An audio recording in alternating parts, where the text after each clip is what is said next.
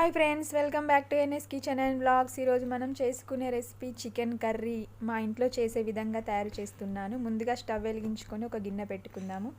గిన్నె హీట్ అయిన తర్వాత కూరకు తగినంత ఆయిల్ వేసుకుందాం.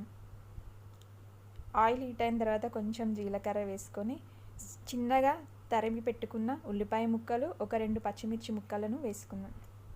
దీన్ని బాగా కలుపుకోవాలి. ఇప్పుడు దీంట్లో 1 టీ స్పూన్ అల్లం వెల్లుల్లి పేస్టు, 1/2 టీ స్పూన్ పసుపు వేసుకొని బాగా కలుపుకోవాలి. ఇప్పుడు ముందుగా కడిగి శుభ్రం చేసి పెట్టుకున్న చికెన్ ముక్కలను దీంట్లో వేసుకుందాం. మళ్ళీ ఒకసారి బాగా కలుపుకొని కూరకు తగినంత ఉప్పు వేసుకొని మూత పెట్టుకొని ఒక 5 నిమిషాలు ఉడకనివ్వాలి.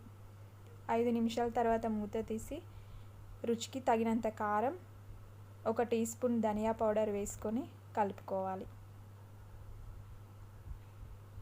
దీన్ని కూడా మూత పెట్టి మరొక 2 నిమిషాలు ఉడకనివ్వాలి. దీంట్లోనే ఇప్పుడు ఒక 2 టేబుల్ స్పూన్ల పెరుగు వేసుకొని బాగా కలుపుకోవాలి.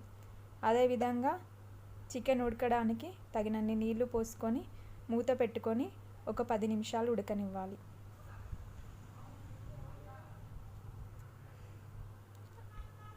ఇప్పుడు మూత తీసి ఒకసారి బాగా కలుపుకోవాలి. కలుపుకున్న తర్వాత ఒక చికెన్ ముక్కను తీసుకొని చికెన్ ఉడికిందా లేదా చూసుకుందాం. ఓకే అండి, చికెన్ ఉడికిపోయింది.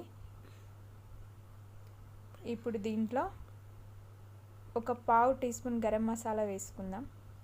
దీన్ని ఒకసారి బాగా కలిపిన తర్వాత చివరిగా కొత్తిమీర ఆకు వేసుకొని స్టవ్ ఆఫ్ చేసుకోవడమే. అంతే, థిక్ గ్రేవీతో చికెన్ కర్రీ. మీకు నచ్చినట్లయితే లైక్, షేర్, సబ్స్క్రైబ్.